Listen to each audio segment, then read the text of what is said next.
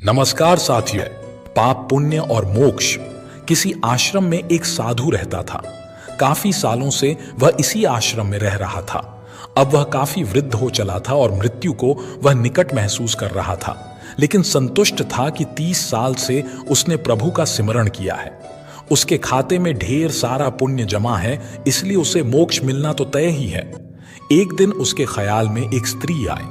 स्त्री ने साधु से कहा, अपने एक दिन के पुण्य मुझे दे दो और मेरे एक दिन के पाप तुम वरण कर लो। इतना कहकर स्त्री लोप हो गई। साधु बहुत बेचैन हुआ कि इतने बरस तो स्त्री ख्याल में ना आई। अब जब अंत नजदीक है तो स्त्री ख्याल में आने लगी। फिर उसने ख्याल झटक दिया और प्रभु सुमिरन में बैठ गया। स्त्री फिर से ख्याल में आई। फिर से उसने कहा कि एक दिन का पुण्य मुझे दे दो और मेरा एक दिन का पाप तुम वरण कर लो। इस बार साधु ने स्त्री को पहचानने की कोशिश की, लेकिन स्त्री का चेहरा बहुत धुंधला था। साधु से पहचाना नहीं गया। साधु अब चिंतित हो उठा कि एक दिन का पुण्य लेकर यह स्त्री क्या करेगी। हो ना हो यह स्त्री कष्ट में है, लेकिन गुरुजी ने कहा है कि आपके पुण्य ही आपकी असल पूंजी है। यह किसी को कभी मत दे बैठना। और इतनी मुश्किल से पुण्यों की कमाई होती है, यह भी दे बैठे तो मोक्ष तो गया। हो ना हो ये मुझे मोक्ष से हटाने की कोई साजिश है। साधु ने अपने गुरु के आगे अपनी चिंता जाहिर की। गुरु ने साधु को डांटा, मेरी शिक्षा का कोई असर नहीं तुझ पर। पुण्य किसी को नहीं देने होते, यही आपकी असली कमाई है। साधु ने गुरु जी को सत्य वचन कहा और फिर से प्रभु सुमिरन में बैठ गया। साधु ने अपने गुरु के आगे अपनी चिंता जाहिर की। गुरु ने साधु को डांटा, मेरी शिक्षा का कोई असर नहीं तुझ पर। पुण्य किसी को नहीं देने होते, यही आपकी असली कमाई है। साधु ने गुरुजी को सत्य वचन कहा और फिर से प्रभु सुमिरन में बैठ गया। स्त्री फिर ख्याल में आ गई। बोली, तुम्हारा गुरु अपूर्ण है, इसे ज्ञान ही नहीं है। तुम तो आसक्ति छोड़ने का दम भरते हो। बीवी बच्चे दीन दुनिया छोड़कर तुम इस अभिमान में हो कि तुमने आसक्ति छोड़ दी है। तुमने और तुम्हारे गुरु ने तो आसक्ति को और जोर से पकड़ लिया है। किसी जरूरतमंद की मदद तक का चरित्र नहीं रहा तुम्हारा तो।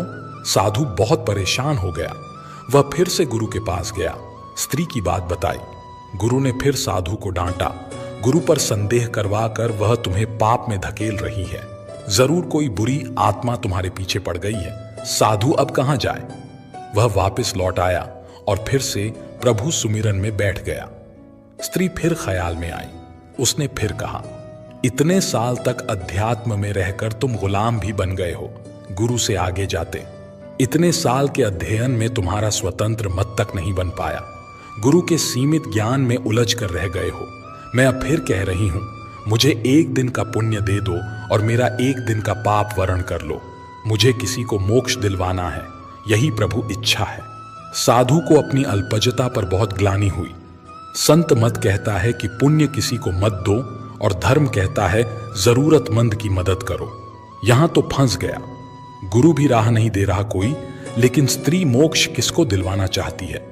साधु को एक युक्ति सूझी, जब कोई राह ना दिखे तो प्रभु से तार जोड़ो, प्रभु से राह जानो, प्रभु से ही पूछ लो कि उसकी रजा क्या है। उसने प्रभु से उपाय पूछा। आकाशवाणी हुई। वाणी ने पूछा, पहले तो तुम ही बताओ कि तुम कौन से पुण्य पर इतरा रहे हो। साधु बोला, मैंने 30 साल प्रभु सुमिरन किया है। 30 साल मैं भिक्षा पर रहा हूं, कुछ संचय नहीं किया, त्याग को ही जीवन माना है। पत्नी बच्चे तक सब त्याग दिया। वाणी ने कहा, तुमने 30 बरस कोई उपयोगी काम नहीं किया, कोई रचनात्मक काम नहीं किया, दूसरों का कमाया और बनाया हुआ खाया। सिर्फ भगवान का नाम जपने से पुण्य इकट्ठा नहीं होते, तुम्हारे खाते में शून्य पुण्य है। साधु बहुत हैरान हुआ, बहुत सदमे में आ गया, लेकिन हिम्मत करके उसने प्रभु से पूछा कि फिर वह स्त्री पुण्य क्यों मांग रही है। प्रभु ने कहा, क्या तुम जानते हो वह स्त्री कौन है। साधु ने कहा, नहीं जानता, लेकिन जानना चाहता हूं। प्रभु ने कहा, वह तुम्हारी पत्नी है, तुम जिसे पाप का संसार कह छोड़ आए थे। कुछ पता है वह क्या करती है। साधु की आंखें फटने लगी। उसने कहा, नहीं प्रभु, उसके बारे में मैं कुछ नहीं जानता। प्रभु ने कहा, तो सुनो, जब तुम घर से चुपचाप निकल आए थे तब वह कई दिन तुम्हारे इंतजार में रोई। फिर एक दिन अन्न का संचय खत्म हो गया और बच्चों की भूख ने उसे तुम्हारे गम पोंछ डालने के लिए विवश कर दिया। उसने आंसू पोंछ दिए और काम मांगने के लिए जगह जगह घूमती भटकती रही। वह इतनी पढ़ी लिखी नहीं थी। तुम बहुत बीच राह उसे छो गए थे। उसे काम मिल नहीं रहा था, इसलिए उसने एक कुष्ठ आश्रम में नौकरी कर ली। वह हर रोज खुद को बीमारी से बचाती उन लोगों की सेवा करती रही जिन्हें लोग वहां त्याग जाते हैं। वह खुद को आज भी पापिन कहती है कि इसीलिए उसका पति उसे छोड़कर चला गया। प्रभु ने आगे कहा, अब वह बेचैन है तुम्हें लेकर। उसे बहुत दिनों से आभास होने लगा है कि उसका पति मरने वाला है। वह यही चाहती है कि उसके पति को मोक्ष मिले, जिसके लिए वह घर से गया है। उसने बारंबार प्रभु को अर्जी लगाई है कि प्रभु मुझ पापिन की जिंदगी काम आ जाए तो ले लो, उन्हें मोक्ष जरूर देना। मैंने कहा उसे कि अपना एक दिन उसे दे दो। कहती है मेरे खाते में पुण्य कहाँ, होते तो मैं एक पल ना लगाती, सारे पुण्य उन्हें दे देती। वह सुमिरन नहीं करती। वह भी समझती है कि सुमिरन से पुण्य मिलते हैं। मैंने उसे नहीं बताया कि तुम्हारे पास अथाह पुण्य जमा है। पुण्य सुमिरन से नहीं आता। मैंने उसे कहा कि एक साधु है, उससे एक दिन के पुण्य मांग लो, अपने एक दिन के पाप देकर। उसने सवाल किया कि ऐसा कौन होगा जो पाप लेकर पुण्य दे देगा। मैंने उसे आश्वस्त किया कि साधु लोग ऐसे ही होते हैं। वह औरत अपने पुण्य तुम्हें दे रही थी और तुम न जाने कौन से हिसाब किताब में पड़ गए। तुम तो साधु भी ठीक से नहीं बन पाए। तुमने कभी नहीं सोचा कि पत्नी और बच्चे कैसे होंगे, लेकिन पत्नी आज भी बेचैन है कि तुम लक्ष्य को प्राप्त हो जाओ। तुम्हारी पत्नी को कुष्ठ रोग है, वह खुद मृत्यु शैया पर है, लेकिन तुम्हारे लिए मोक्ष चाह रही है। तुम सिर्फ अपने मोक्ष के लिए 30 बरस से हिसाब किताब में पड़े हो। साधु के बदन पर पसीने की बूंदें बहने लगी, सांस तेज होने लगी।